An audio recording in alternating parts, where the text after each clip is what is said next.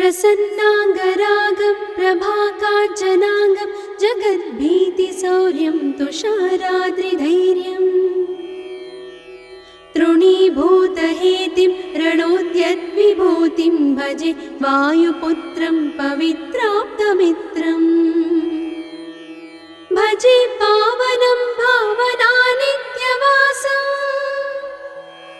भजे बालभानुं प्रभाचारुभासम्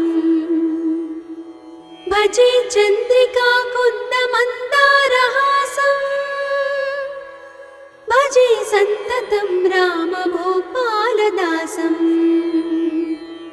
भजे लक्ष्मणप्राणरक्षातिदक्षं भजे तोषितानेकगीर्वाणपक्षम्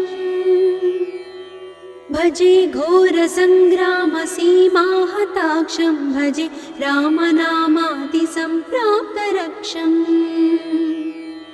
कृताभीलनादं क्षितिक्षिप्तपादम् घनक्रान्तभृङ्गं कटिस्थोरुजङ्घम् वियद्व्याप्तकेशं भुजाश्लेषितास्मम् जयश्रीसमेतं भजे रामदूतम् चलद्वालघातं भ्रमच्चक्रवालं कठोराट्टहासं प्रभिन्नाब्जजाण्डम् महासिंहनादाद्विशीर्णत्रिलोकं भजे आञ्जनेयं प्रभुं वज्रकायम् रणे भीषणे मेघनादे सनादे सरोषे समारोपिते मित्रमुख्ये खगानां घनानां सुराणां च मार्गे नतं तं वहं तं हनुमन्तमीडे कनद्रत्नजम्भारिदम्भोळिधारं कनद्दन्तनिर्धूतकालोग्रदन्तम् पदाघातभीताब्धिभूताधिवासं रणक्षोणिदक्षं भजे पिङ्गळाक्षम् महाग्राहपीडा महोत्पातपीडा महारोगपीडा महातीव्रपीडा हरत्यासुते पादपद्मानुरक्तो नमस्ते कपिश्रेष्ठ रामप्रियो यः सुधा सिन्धुमुल्लङ्घ्य नाथोग्रदीप्तः सुधा चौषधीस्ता प्रगुप्तप्रभावः षडद्रोणशैलस्य सारेण सेतुं विना भूस्वयं कः समर्थः कपीन्द्रः निरातङ्कमाविश्य लङ्कां विसम्पो भवानेव सीतातिशोकापहारी समुद्रान्तरङ्गादिरौद्रं विनिद्रम् विलङ्घ्योरुजङ्घस्तुता मर्त्यसङ्घः रमानाथ रामः क्षमानाथ रामः अशोकेन शोकं विहाय प्रहर्षम् वनान्तर्घनं जीवनं दानवानं विपाट्य प्रहर्षात् हनूमान् त्वमेव जराभारतो भूरिपीडां शरीरे निराधारणारूढगाढप्रतापे भवत्पादभक्तिं भवद्भक्तिरक्तिं कुरु श्रीहनुमत्प्रभो मे दयाळो महायोगिनो ब्रह्मरुद्रादयो वा न जानन्ति तत्त्वं निजं राघवस्य कथं ज्ञायते मातृसे नित्यमेव प्रसीद प्रभो वानरेन्द्रो नमस्ते नमस्ते महासत्त्ववाहाय तुभ्यम् नमस्ते महावज्रदेहाय तुभ्यम् नमस्ते परिभूतसूर्याय तुभ्यम् सत्यकार्याय तुभ्यम् नमस्ते सदा ब्रह्मचर्याय तुभ्यं नमस्ते सदा वायुपुत्राय तुभ्यम् नमस्ते सदा पिङ्गलाक्षाय तुभ्यं नमस्ते सदा रामभक्ताय तुभ्यम् हनुमद्भुजङ्गप्रयातं प्रभाते प्रदोषेऽपि वाचार्थरात्रेऽपि मर्त्यः पठन्नस्नतोऽपि प्रमुक्ताघजालः सदा सर्वदा रामभक्तिं प्रयाति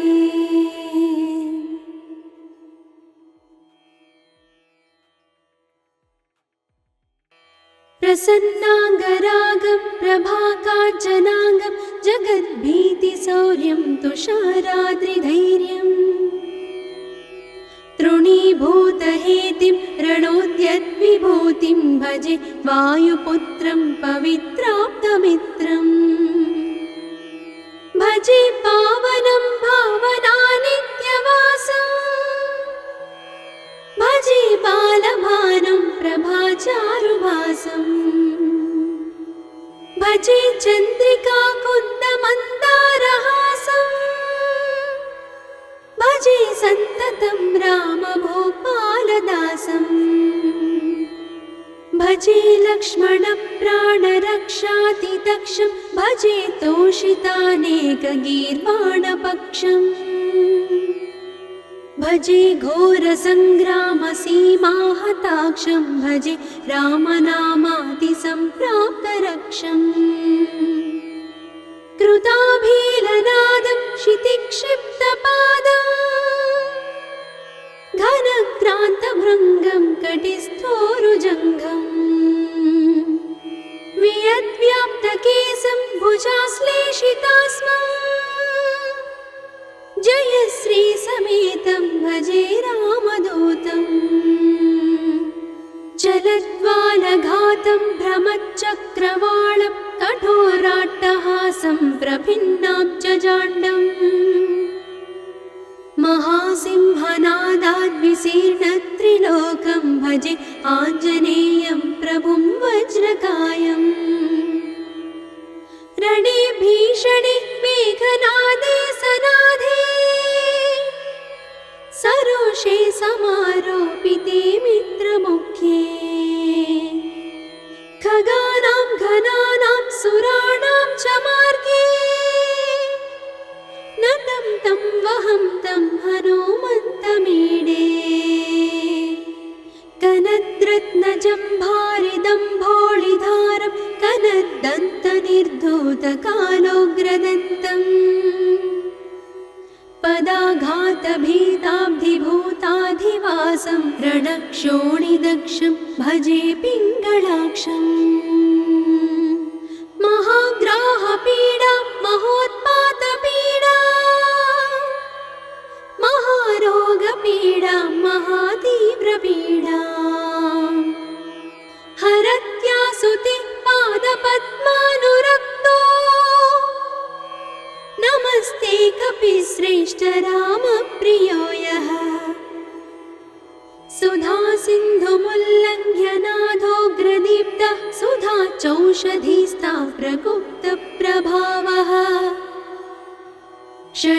षडद्रोणशैलस्य सारेण सेतुं विना भूस्वयं कः समर्थः कपीन्द्रः निरातङ्कमाविश्य लङ्कां विसम्पो भवानेव सीतातिशोकापहारी समुद्रान्तरङ्गादिरौद्रं विनिद्रम् विलङ्घ्योरुजङ्घस्तुता मर्त्यसङ्घः रमानाथ रामः क्षमानाथ रामः अशोकेन शोकं विहाय प्रहर्षम् वनान्तर्घनं जीवनं दानवानं विपाट्य प्रहर्षात् हनुमान् त्वमेव जराभारतो भूरिपीडां शरीरे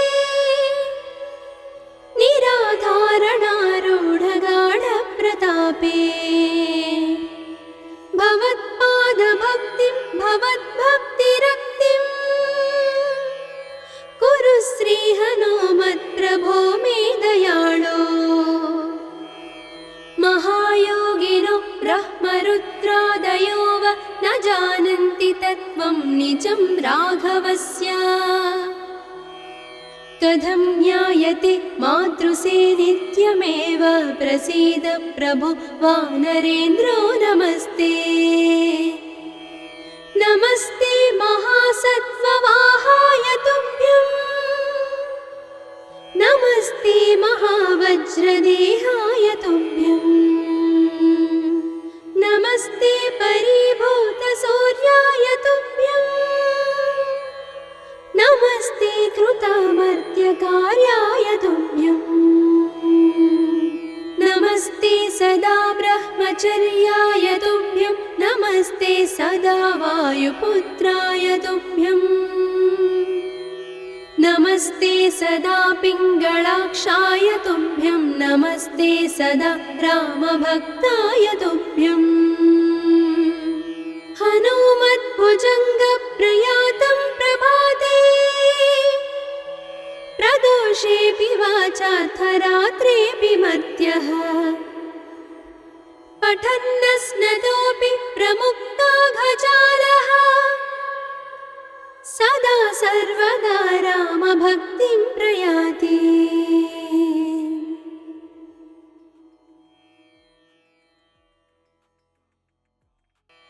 प्रसन्नाङ्गरागं प्रभाकाञ्चनाङ्गं जगद्भीतिशौर्यं तुषाराद्रिधैर्यं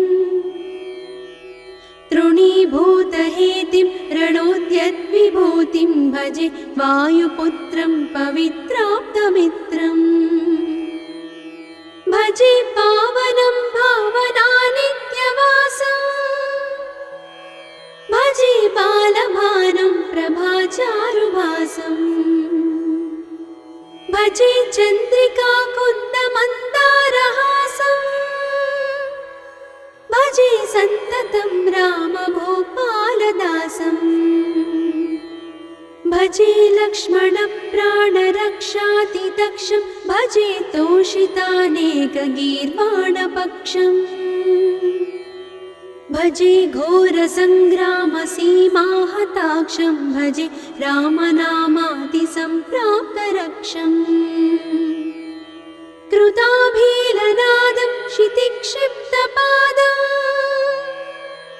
घनक्रान्तभृङ्गं कटिस्थोरुजङ्घम् वियद्व्याप्तकेशं भुजाश्लेषितास्मम् जयश्री समेतं भजे रामदूतम् चलद्वालघातं भ्रमच्चक्रवालं कठोराट्टहासं प्रभिन्नाब्जजाण्डम् महासिंहनादाद्विशीर्णत्रिलोकं भजे आञ्जनेयं प्रभुं वज्रकायम् रणे भीषणे मेघनादे सनादे सरोषे समारोपिते मित्रमुख्ये खगानां घनानां सुराणां च मार्गे नतं तं वहं तं हनुमन्तमीडे कनद्रत्नजम्भारिदम्भोळिधारं कनद्दन्तनिर्धूतकालोग्रदन्तम् पदाघातभीताब्धिभूताधिवासं रणक्षोणिदक्षं भजे पिङ्गळाक्षम् महाग्राहपीडा महोत्पातपीडा महारोगपीडा महातीव्रपीडा हरत्यासुते पादपद्मानुरक्तो नमस्ते कपिश्रेष्ठ रामप्रियो यः सुधा सिन्धुमुल्लङ्घ्य नाथोग्रदीप्तः सुधा चौषधीस्ता प्रगुप्तप्रभावः षडद्रोणशैलस्य सारेण सेतुं विना भूस्वयं कः समर्थः कपीन्द्रः निरातङ्कमाविश्य लङ्कां विसम्पो भवानेव सीतातिशोकापहारी समुद्रान्तरङ्गादिरौद्रं विनिद्रम् प्रस्तुता मर्त्यसङ्घः रमानाथ रामः क्षमानाथ रामः अशोकेन शोकं विहाय प्रहर्षम् वनान्तर्घनं जीवनं दानवानं विपाट्य प्रहर्षात् हनूमान् त्वमेव जराभारतो भूरिपीडां शरीरे निराधारणारूढगाढप्रतापे भवत्पादभक्तिं भवद्भक्तिरक्तिं कुरु श्रीहनुमत्प्रभो मे दयाळो महायोगिनो ब्रह्मरुद्रादयो वा न जानन्ति तत्त्वं निजं राघवस्य कथं ज्ञायते मातृसे नित्यमेव प्रसीद प्रभो वानरेन्द्रो नमस्ते नमस्ते महासत्त्ववाहाय तुभ्यं नमस्ते महावज्रदेहाय तुभ्यं नमस्ते परिभूतसूर्याय तुभ्यं नमस्ते कृतामर्त्यकार्याय तुभ्यं नमस्ते सदा ब्रह्मचर्याय तुभ्यं नमस्ते सदा वायुपुत्राय तुभ्यं नमस्ते सदा पिङ्गळाक्षाय तुभ्यं नमस्ते सदा रामभक्ताय तुभ्यं हनुमद्भुजङ्गप्रयातं प्रभाते प्रदोषेऽपि वाचार्थरात्रेऽपि मर्त्यः पठन्नस्नतोऽपि प्रमुक्ताघजालः सदा सर्वदा रामभक्तिं प्रयाति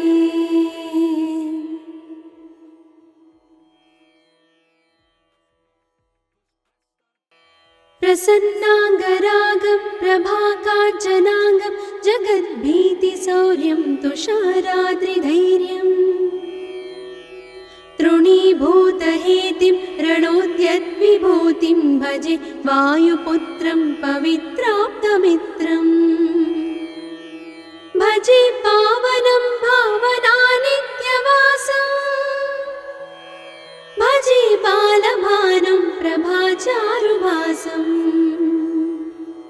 भजे चन्द्रिका कुन्दमन्दारहासम् भजे सन्ततं रामभूपालदासम् भजे लक्ष्मणप्राणरक्षातिदक्षं भजे तोषितानेकगीर्वाणपक्षम् भजे घोरसङ्ग्रामसीमाहताक्षं भजे रामनामातिसम्प्राप्तरक्षम् कृताभीलनादं क्षितिक्षिप्तपादं घनक्रान्तभृङ्गं कटिस्थोरुजङ्घम् वियद्व्याप्तकेशं भुजाश्लेषितास्मम् जय श्री समेतं भजे रामदूतं चलद्वालघातं भ्रमच्चक्रवालं कठोराट्टहासं प्रभिन्नाब्जजाण्डम् महासिंहनादाद्विशीर्णत्रिलोकं भजे आञ्जनेयं प्रभुं वज्रकायम्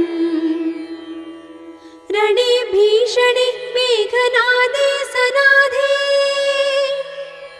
सरोषे समारोपिते मित्रमुख्ये खगानां घनानां सुराणां च मार्गे नतं तं वहं तं हनुमन्तमीडे कनद्रत्नजम्भारिदम्भोळिधारं कनद्दन्तनिर्धूतकालोग्रदन्तम्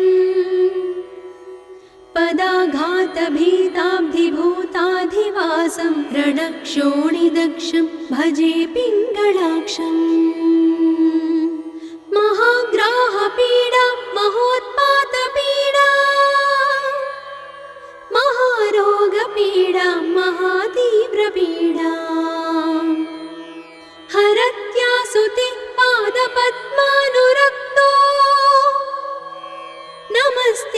कविश्रेष्ठ रामप्रियो यः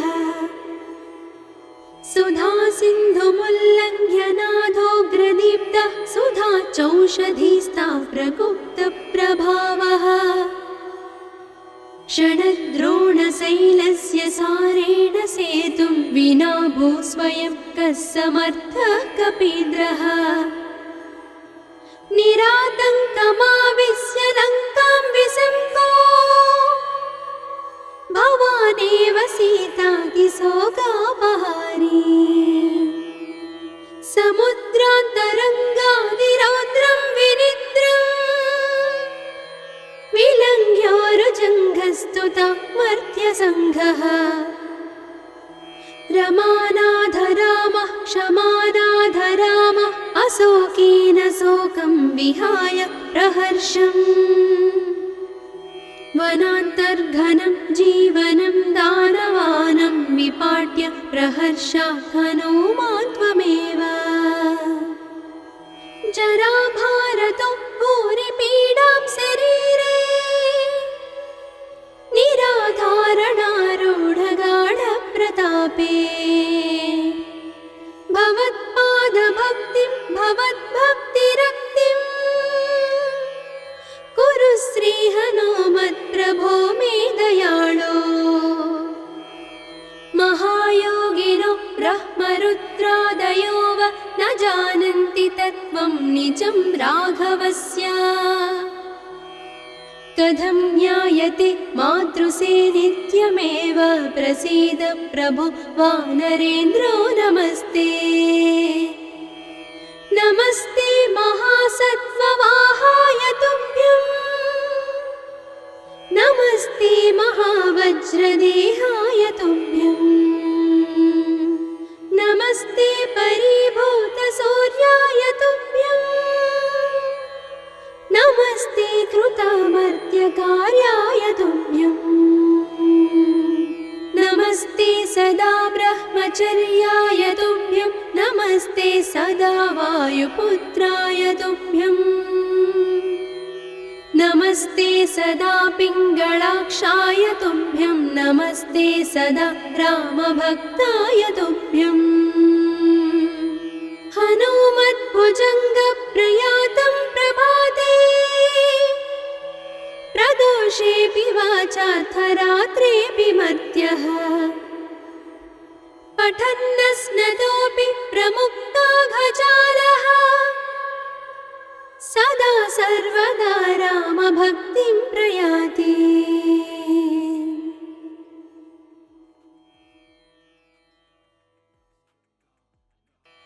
प्रसन्नाङ्गरागं प्रभाकाञ्चनाङ्गं जगद्भीतिशौर्यं तुषाराद्रिधैर्यं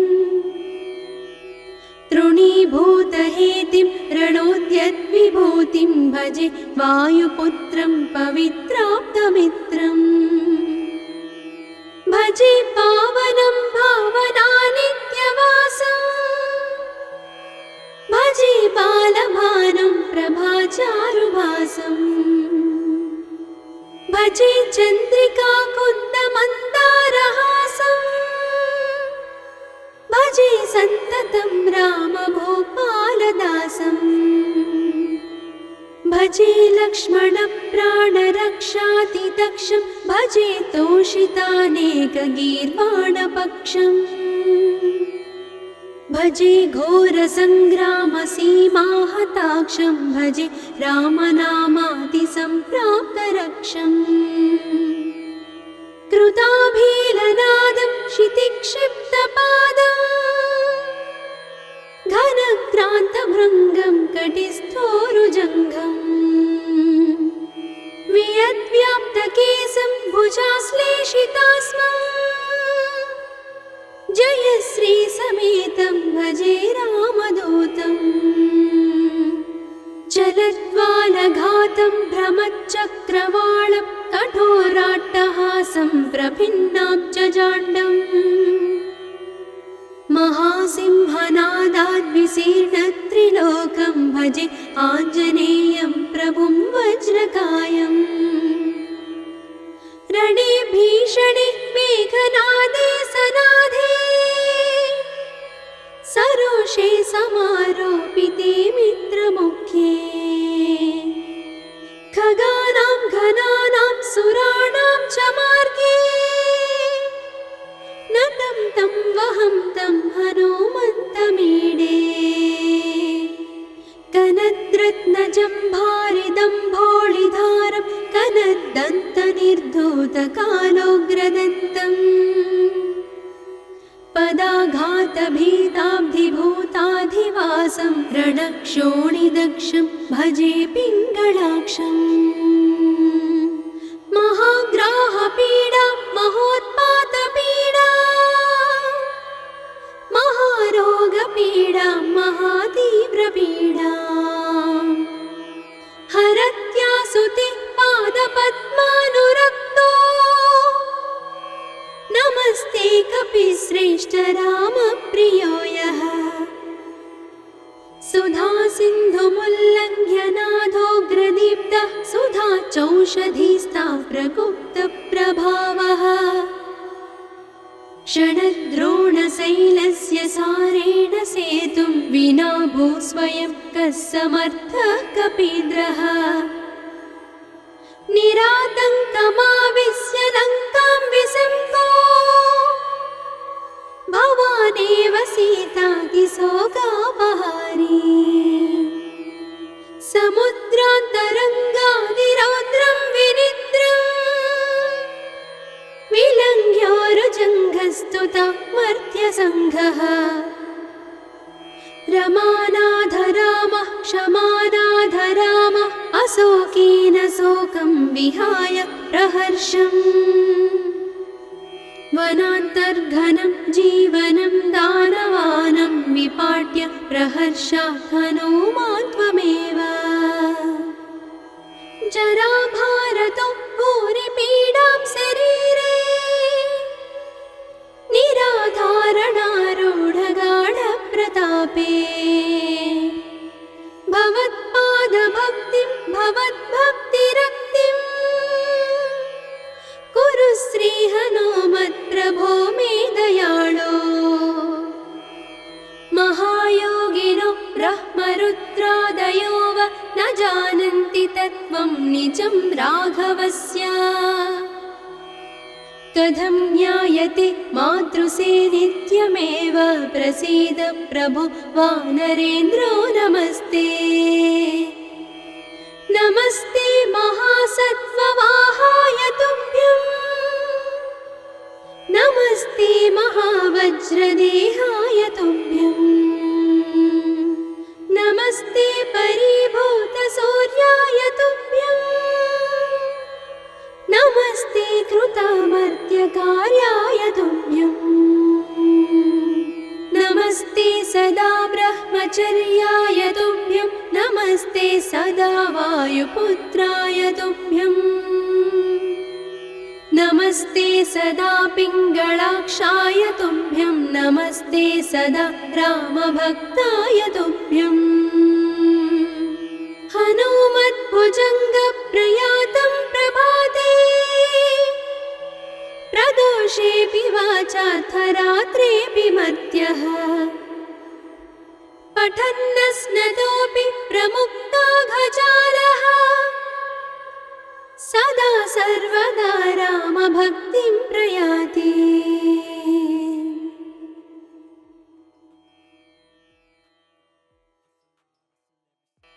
प्रसन्नाङ्गरागं प्रभाकाञ्चनाङ्गं जगद्भीतिशौर्यं तुषाराद्रिधैर्यम्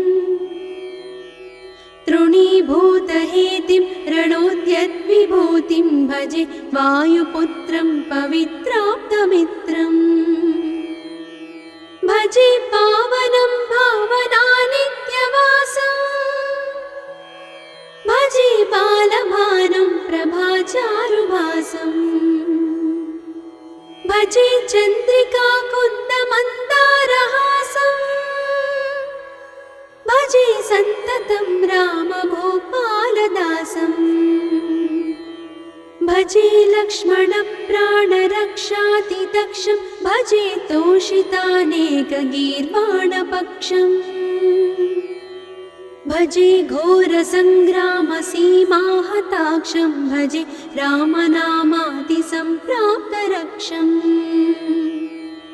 कृताभीलनादं क्षितिक्षिप्तपादम् घनक्रान्तभृङ्गं कटिस्थोरुजङ्घम् वियद्व्याप्तकेशं भुजाश्लेषितास्मम् जयश्रीसमेतं भजे रामदूतम् चलद्वालघातं भ्रमच्चक्रवालं कठोराट्टहासं प्रभिन्नाब्जजाण्डम् महासिंहनादाद्विशीर्णत्रिलोकं भजे आञ्जनेयं प्रभुं वज्रकायम्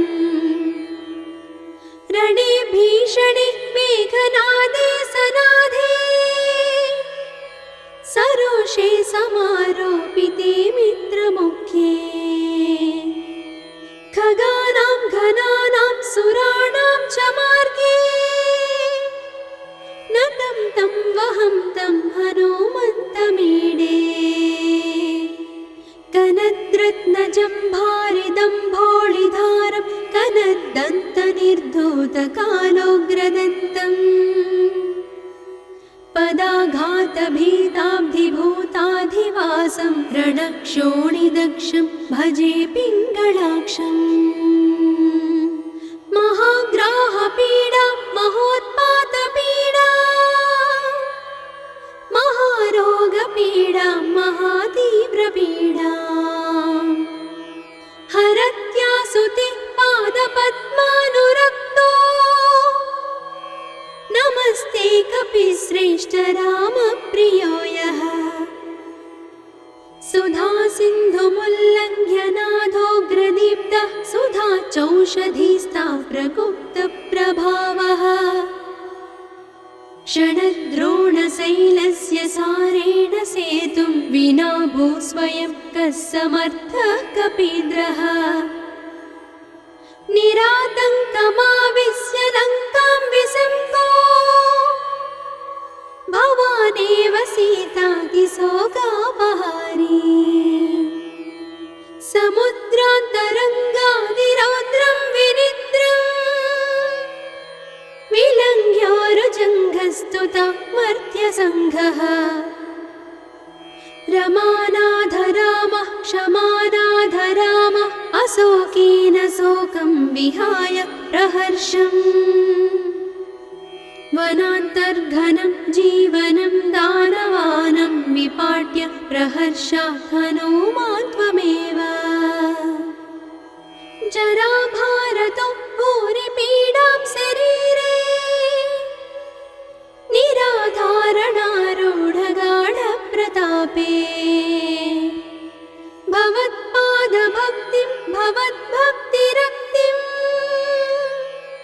कुरु श्रीहनुमत्प्रभो मे दयाळो महायोगिनो ब्रह्मरुद्रादयो वा न जानन्ति तत्त्वं निजं राघवस्य कथं ज्ञायते मातृसे नित्यमेव प्रसीद प्रभो वानरेन्द्रो नमस्ते नमस्ते महासत्त्ववाहाय तुभ्यम् नमस्ते महावज्रदेहाय तुभ्यम् नमस्ते परिभूतसूर्याय तुभ्यम् नमस्ते कृतामर्त्यकार्याय तुभ्यम् नमस्ते सदा ब्रह्मचर्याय तुभ्यं नमस्ते सदा वायुपुत्राय तुभ्यम् नमस्ते सदा पिङ्गळाक्षाय तुभ्यं नमस्ते सदा रामभक्ताय तुभ्यम् हनुमद्भुजङ्गप्रयातं प्रभाते प्रदोषेऽपि वाचार्थरात्रेऽपि मर्त्यः पठन्नस्नतोऽपि प्रमुक्ताघजालः सदा सर्वदा रामभक्तिं प्रयाति।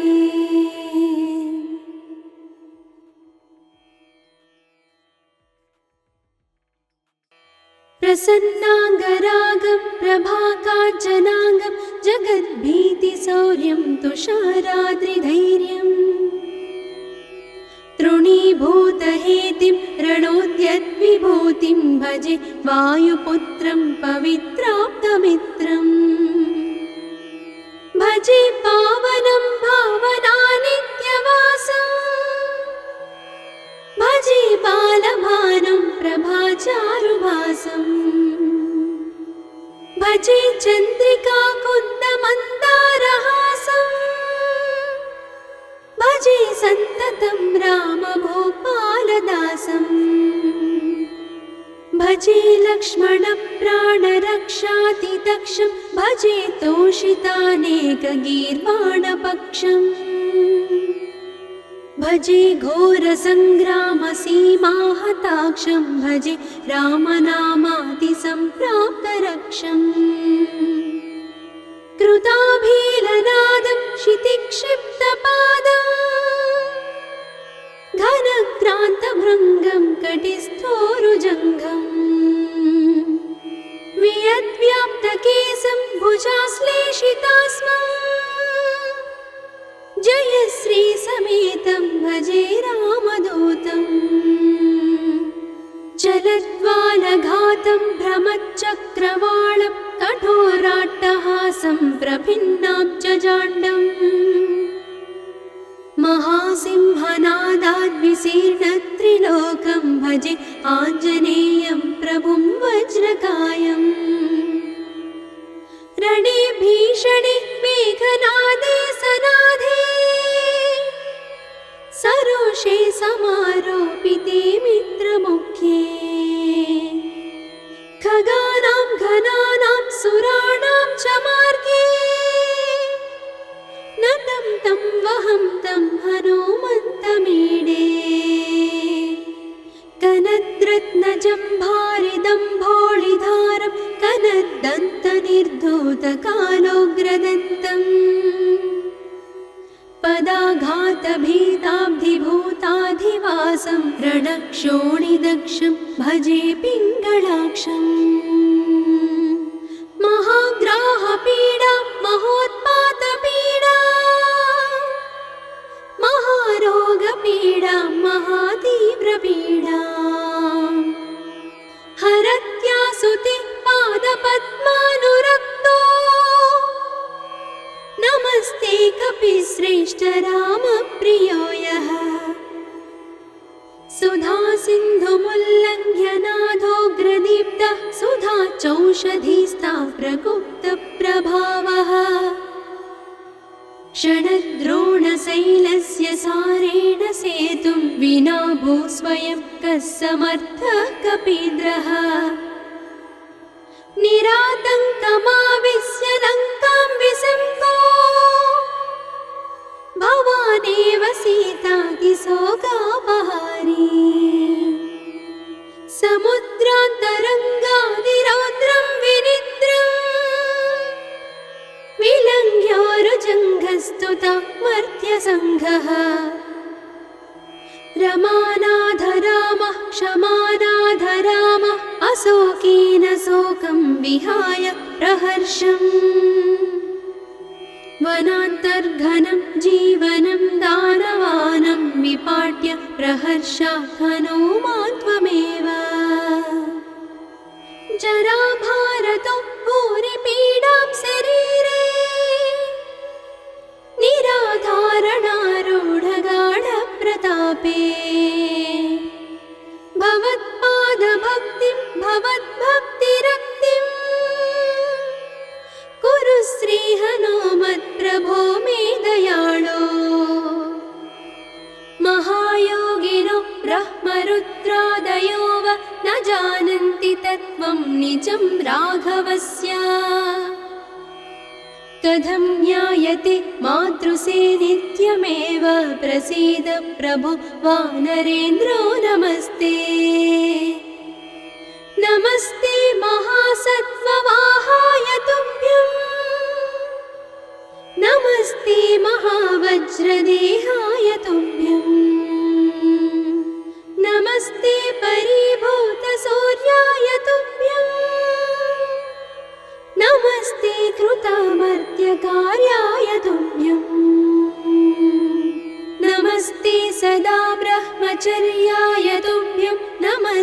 सदा वायुपुत्राय तुभ्यम् नमस्ते सदा पिङ्गलाक्षाय तुभ्यं नमस्ते सदा रामभक्ताय तुभ्यम् हनुमद्भुजङ्गप्रयातं प्रभाते प्रदोषेऽपि वाचार्थरात्रेऽपि मध्यः पठन्नस्नतोऽपि प्रमुक्ताघजालः सदा सर्वदा रामभक्तिं प्रयाति।